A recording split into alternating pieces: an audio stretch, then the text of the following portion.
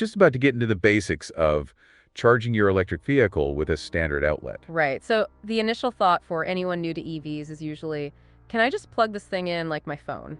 And the straightforward answer is yes, in a fundamental sense. However, the specifics are what truly matter. Exactly. It's not quite as simple as finding just any wall socket.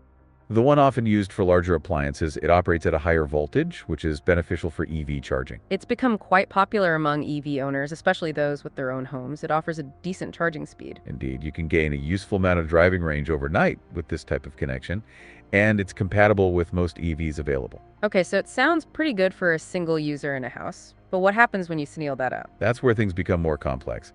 Imagine multiple EVs needing to charge in the same building, like an apartment complex. Right, the simple outlet wasn't really designed for that kind of demand or shared use. Precisely. There's no built-in system to track who's using the power or how much they're using. And that could lead to some pretty big headaches for property managers, I imagine. Without a doubt, managing energy loads and billing residents would become quite challenging. So that need for better management has led to some interesting innovations in charging technology. Yes, solutions that take the simplicity of an outlet but add layers of intelligence and control. We were going to touch on how these newer systems work and why they're particularly useful in shared spaces. They offer features like user authentication so you know who's charging.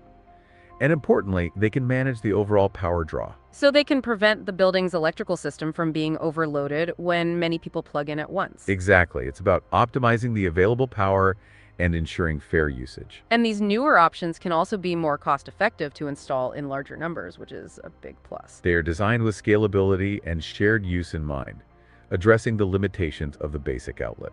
So circling back to your initial question, yes, you can charge an EV from an outlet. But the optimal solution really depends on your specific circumstances and charging needs. Especially if you're in a situation where you're sharing charging facilities with others. Understanding those nuances is key to making the right choice for your EV charging setup.